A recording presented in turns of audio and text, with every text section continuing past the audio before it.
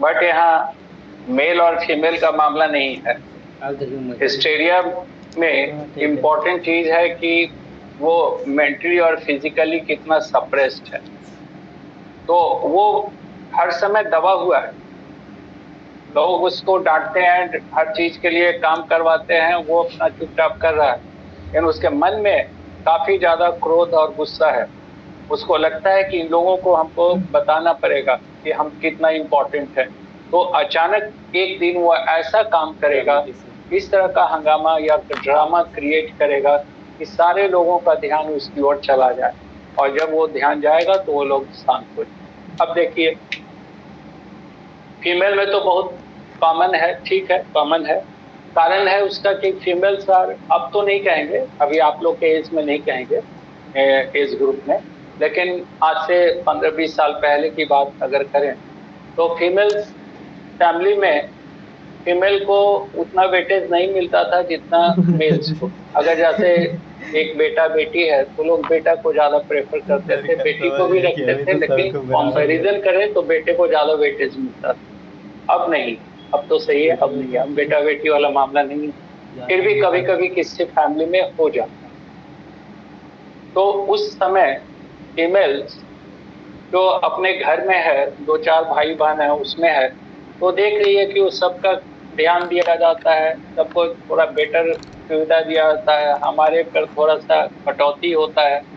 तो धीरे धीरे उसको एक मन में एक निगेटिव थॉट आता है, जिसको हम लोग कह सकते हैं एक इंफीरियरिटी कॉम्प्लेक्स आता है। उसको लगता है हम इस लायक नहीं है, लोग हम पर ध्यान नहीं दे रहे, लेकिन वो रिएक्शन में रहती है। तो अगर किसी दिन वो रिएक्ट करेगी तो रिएक्शन नॉर्मल नहीं होगा, वो रिएक्शन एबनॉर्मल होगा, and that condition is hysteria. तो आप देखिएगा फीमेल्स वगैरह में भी कई बार होता है कि बहुत लड़ाई झगड़ा करना फैमिली में या कहीं कुछ करना, तो उसका कारण होता है कि वो हर दिन ऑर्डर मान रही है, हर दिन काम कर रही है, लोग उस पर ध्यान भी नहीं दे रहे हैं कि उसका भी अपना कोई रिक्वायरमेंट है, उसको भी कहीं जाना है, उसको भी कुछ शौक है। तो सब लोग अपने काम में बिजी है, तो इसलिए एक दिन जब वो रिएक्ट करेगी तो सारे लोग का पसीना छूटेगा। यही होता है, बहुत सारा देखिएगा, ये तरह तरह का मेंटल इलनेस है, कुछ भी हो सकता है। बहुत सारे फीमेल्स में देखिएगा कि जैसे बहुत ज्यादा मेकअप करना, अपने आप रख रखाव पे जरूरत से ज्यादा पसंद रखना, तो that is also the case of hysteria. कोई सक्सेसफुल विमेन है, मान लीजिए कोई डॉक्टर है, आप जाके देख लीजिए पीएमसीएच एनएमसीएच में कोई लेडी डॉक्टर है, तो आप नहीं देखिएगा कि वो मेकअप किए हुए, तो मौका ही नहीं। और वो क्यों करेगी? उसको पता है कि सारे लोग मेरे वहाँ पेशेंट इंतजार में है, हॉस्पिटल में लोग मेरा इंतजार कर रहे हैं कि मैडम आएंगी, सब लोग मेरा वैल्यू दे रहे हैं, सब जगह मेरी बात हो रही है, तो उसको क्या जरूरत है कि एक्स्ट्रा वो कुछ अटेंशन क्रिएट करे। लेकिन अगर कोई देखिएगा गांव देहात की लेडी आती है या कहीं भी, तो पूरा गहना उना से सजा हुआ है, पूरा चेहरा उरा रंगे हुए, वो पूरा क्यों? कि हम कुछ अलग लगे, हम थोड़ा अच्छे लगे, लोग मेरी ओर ध्यान दें। तो ये जो मामला आता है कि लोग मेरी ओर ध्यान दें, मेरी बात करें, तो that is the case of hysteria. ये मेंटल इलनेस। तो हर आदमी कुछ न कुछ ऐसा करता है कि लोग उसकी ओर आकर्षित हों, उसकी ओर ध्यान दें। तो ये नॉर्मल नहीं है, ये मेंटल इलनेस। सब में थोड़ा बहुत हो सकता है, लेकिन जब ज्यादा हो जाएगा, हमने यही कहा था कि मानसिक रूप से तो लगभग कुछ न कुछ प्रॉब्लम है, लेकिन जब ये प्रॉब्लम बहुत ज्यादा हो जाता है तब हम लोग मानते हैं कि ये मेंटली बीमार है। नॉर्मल थोड़ा बहुत तो सब में। तो ये अब मान लीजिए कि कोई बहुत ब्यूटीफुल है, तो उसके तरफ कोई देखने की उसको क्या जरूरत है। लेकिन अगर कोई उसको लगता है किसी को कि नहीं हम नहीं सुंदर है, हमको लोग नहीं देखेगा, तो हमने सज दिया। जेंट्स के देखिए, साथ देखिए, कोई पर्सन है दिन भर ऑफिस में काम कर रहा है या कहीं भी अपना किसी भी वर्क प्लेस पे काम कर रहा है, तो बॉस से डांट सुनता है, वहाँ बॉस उसको पूरा डांटे हुए, पूरा उसको प्रेशर टेंशन है, तो वो मन ही मन एकदम भनाया हुआ है, रोज डांट सुनता है। तो जब वो घर आएगा तो उसका घर में इंट्रेंस नॉर्मल नहीं होगा, डांटेगा वो घर में। घर में आएगा, देखेगा बच्चों को इधर उधर घूमते खेलते कूदते, सबको डांटेगा, पीटना शुरू करेगा, चीजों तो को उठा निकालेगा पटक बॉस शुरू करेगा, अपनी वाइफ को डांटेगा। थोड़ी देर में घर में एकदम कोहराम मचेगा, फिर सब सन्नाटा। जब सब लोग शांत हो जाएंगे तो उसका ईगो सेटिस्फाइड होगा, उसको लगेगा कि हाँ हम इस फैमिली के बॉस, लोग मेरा सब सुन रहे हैं। तो इसलिए वैसे लोग जब होते हैं फैमिली में, वैसा जेंट्स अगर कोई होता है तो उसे घर आने के पहले ही घर का माहौल बदल जाता है। सब बच्चा अपने अपने किताब खोल के बैठ जाएगा पढ़ने, फैमिली वाइफ जो है वो अपना किचन में काम शुरू कर देगी, आते ही चाय पानी सब मिला तो शांत है, उसे लगेगा कि हाँ हमारा इज्जत है, मेरा वैल्यू है। और नहीं तो फिर उसको हंगामा मचा देगा। क्यों? बिकॉज दिन भर वो मेंटली सप्रेस था, मेंटली और फिजिकली। तो अब आके वो डोमिनेट करता है अपने फैमिली में, तो that person is suffering from hysteria. वो नॉर्मल बिहेवियर नहीं करता, वो एबनॉर्मल करता है। आप देखिएगा कहीं भी रोड करता है, झगड़ा झंझट करता है, गाली गलौज करता है, वो कौन है? कोई अच्छा आदमी नहीं होता है, वो ऐसा आदमी होता है जिसको सोसाइटी वैल्यू नहीं दे रहा। तो जब सोसाइटी वैल्यू नहीं देता है तो वो अपना वैल्यू दिखाता है। थोड़ा सा धक्का लगेगा वो गाली दे देगा, किसी को कुछ कर देगा। तो जितना नहीं, भी कोई क्राइम वो वर्ल्ड में नहीं भी है, क्रिमिनल्स भी हैं जो जो नेग्लेक्टेड आदमी है फैमिली ज्यादातर में, गुस्सा करते सोसाइटी में, रहता है, तो वो लगता है कि हाँ अब हमसे सब डर रहा है, तो फालतू धमकी बोलते लेता रहता है, है। लगता है डर रहा है। वो एक मानसिक स्टेट है। आप समझ गए होंगे बहुत सारा चीज का मामला। आप समझ गए? ध्यान से देखिएगा अपने आसपास तो आपको बहुत लोग ऐसे बहुत मिलेंगे। ध्यान रखने चीज है ये ना, तो पटाखा पर्सन फोड़ने के लिए क्रिएट्स अ ड्रामेटिक आपको सीन पता टू ही चले। Attract the attention of others, वो आदमी दैट सीधे लाठी कंडीशन लेके इज उड़ जाता है। हिस्टीरिया। तो हमारे इसमें आसपास भी ऐसे कोई काउंसलिंग पर्सन है, मौजूद नहीं है। उसको पर्सन को समझाया जाए कि नहीं भाई आप बहुत इंपॉर्टेंट है मेरे लिए, फैमिली के लिए आप बहुत इंपॉर्टेंट है, हम लोग सब आपका ध्यान रखते हैं, हम लोग सब आपकी अब उनके इज्जत मुताबिक करते काम हैं। नहीं करेंगे तो आज मन में जाइए। कभी नहीं सोचिए कि आपका कोई इज्जत नहीं करता है या आपकी ओर ध्यान नहीं देता है। तो धीरे धीरे पर्सन नॉर्मल हो जाएगा, फिर वो इस तरह की हरकत नहीं करेगा। छोटे बच्चे में ये डेवलप हो जाता है हिस्टीरिया। अब छोटा बच्चा है, कोई पेरेंट्स के कोई दोस्त आ गए, कोई रिलेटिव आ गए, वो उससे बात करने लगे, बच्चा नेग्लेक्टेड है, कुछ मांग रहा है, कुछ कह रहा है, लोग उसकी ओर ध्यान नहीं दे रहा, तो वो बच्चा ऐसा करेगा, कुछ उठा कोई चीज को लेगा, पटक देगा, तोड़ देगा, या हल्ला करेगा, या जमीन पे लेटने लगेगा, चिल्लाएगा, रोने लगेगा, कि सारे लोग जो वहां पे अपने काम में बिजी थे, गपशप में, अब सबका ध्यान उस ओर चला जाए, लोग उसको हिस्टेरिया का चुप इतना कराएंगे, बुरा उसको हाल मनाएंगे। है तो लोग। That is the hysteria. अब वो बच्चा धीरे धीरे बड़ा हो रहा है, उसको पता है कि जब हम इस तरह का कुछ हरकत करेंगे तो सारे लोग हम पर ध्यान देंगे, और यही चीज उसके एडल्ट में या बुढ़ापे तक रह जाए। उसका काउंसलिंग हुआ नहीं। आप लोग भी कभी कभी करते हैं, पेरेंट्स को ब्लैकमेलिंग करते हैं, कुछ मांगा नहीं मिला तो पेरेंट्स से बात नहीं किया, वह घर में है तो कुछ खाएंगे नहीं, भूख नहीं है नहीं खाएंगे।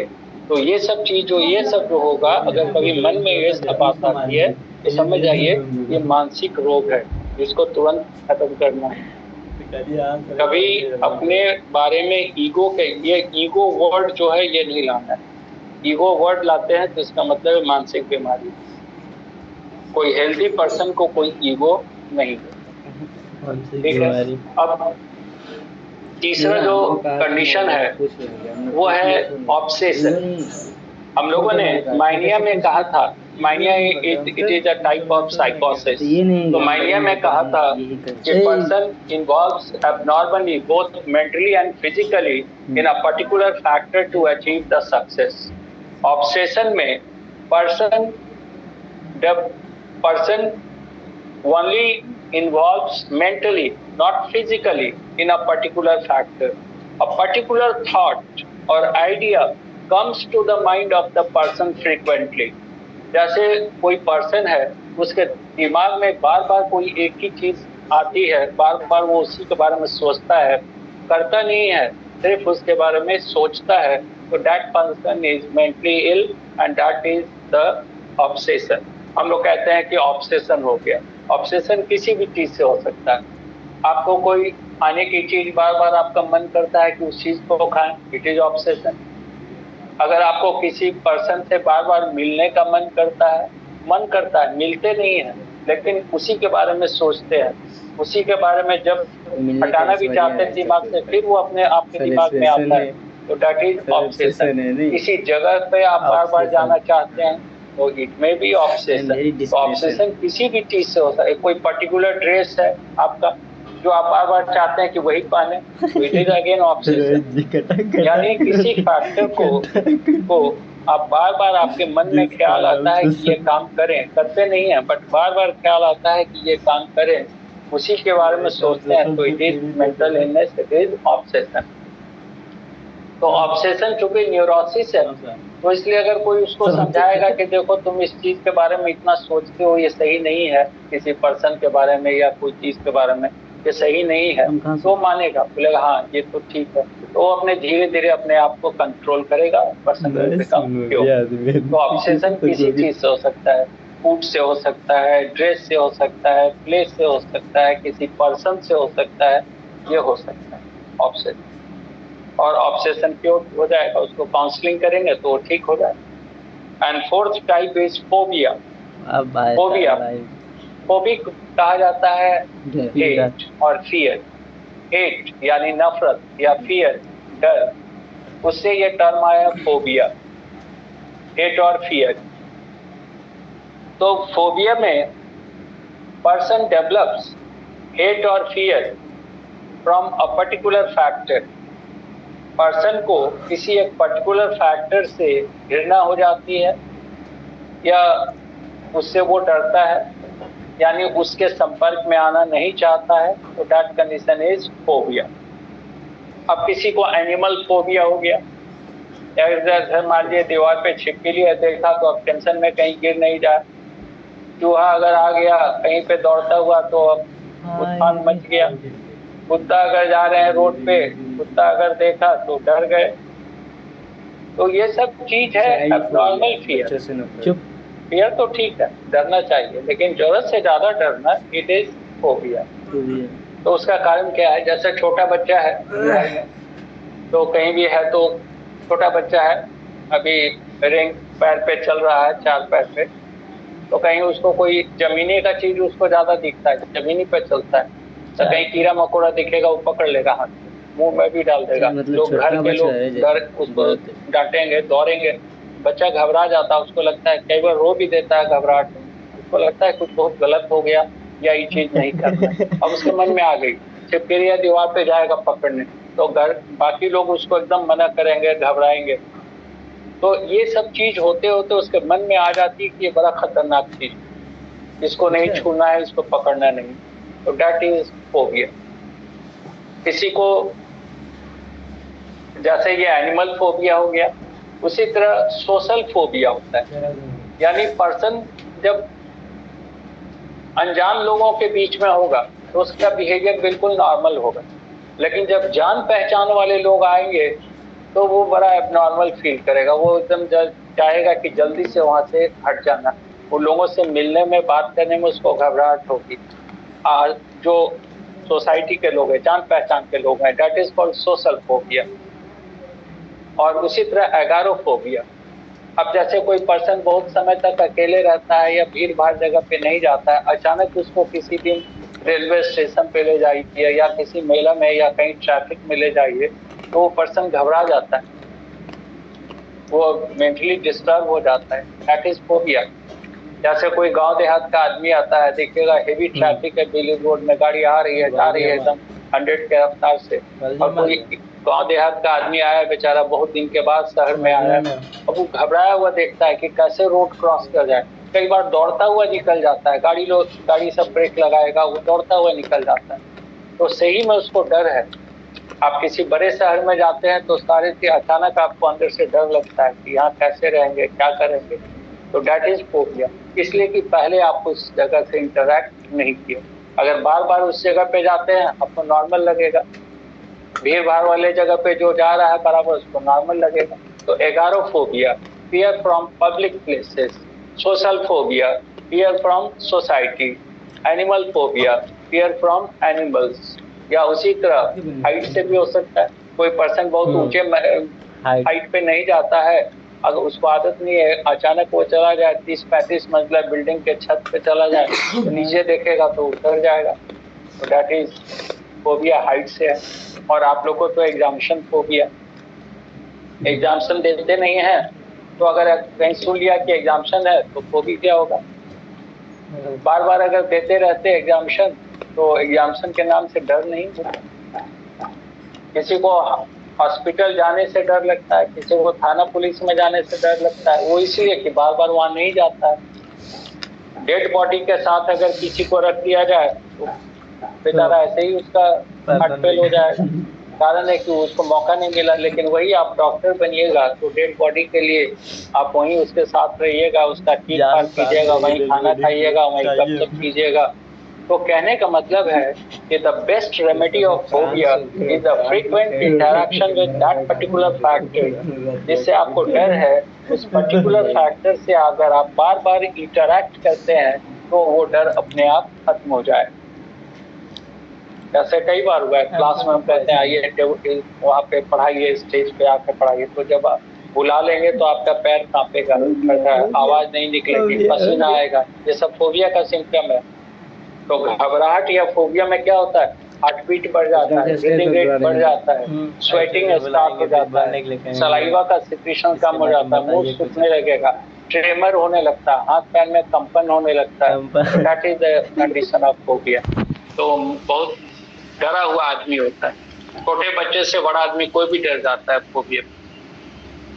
तो फोबिया का भी इलाज है, उसका काउंसलिंग और इंटरैक्शन। जिस चीज से डर लगे उस चीज से इंटरैक्ट करें, वो डर खत्म हो जाए। और फोबिया पूरे पर्सनालिटी को निगेट कर देता है। डर नाम का जो चीज है वो आपके पूरे पर्सनालिटी को खत्म कर देता है। इसलिए मेंटली हेल्दी पर्सन है तो वो किसी चीज से डरता नहीं। जरूरत से ज्यादा डरने की जरूरत नहीं। That is phobia. तो आज तो खैर ये हो गया। तो न्यूरोसिस में हम लोगों ने कहा कि पर्सन बीमार है मानसिक रूप से और उसको पता है कि वो बीमार है, इसलिए वो चाहता भी है कि उसका ट्रीटमेंट हो जाए, लोगों से बातचीत सलाह भी लेता है, ठीक भी हो जाता है। इसमें पहला बताया एंजाइटी डिप्रेशन सिंड्रोम, जो फेलियोर के कारण आता है।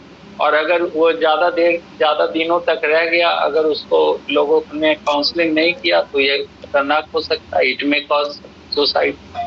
दूसरा जो प्रॉब्लम था वो हिस्टेरिया, वो ऐसे लोगों के साथ होता है जो समाज में फैमिली में दबे कुचले लोग हैं, जिनकी ओर लोग ध्यान नहीं देते हैं। तो वो कभी ऐसा हरकत करेगा एकदम इन मौके पे कि सारे लोगों का ध्यान उसकी ओर चला जाए, to attract the attention of other. फिर उसका ईगो सेटिस्फाइड हो जाएगा। इसलिए हमने कहा it is the case of egocentricity. तो वो भी काउंसलिंग से ठीक हो जाता है। और तीसरा कंडीशन है ऑब्सेशन, जहाँ कोई पर्टिकुलर फैक्टर बार बार दिमाग में आता है कि ये हम ये चीज करें, करते नहीं है बट दिमाग में आता है कि ये करें। किसी पर्सन का चेहरा बार बार आपके दिमाग में आता रहता है, बार बार उसी के बारे में सोचते हैं, तो सावधान रहे, it is the case of mental illness which is obsession.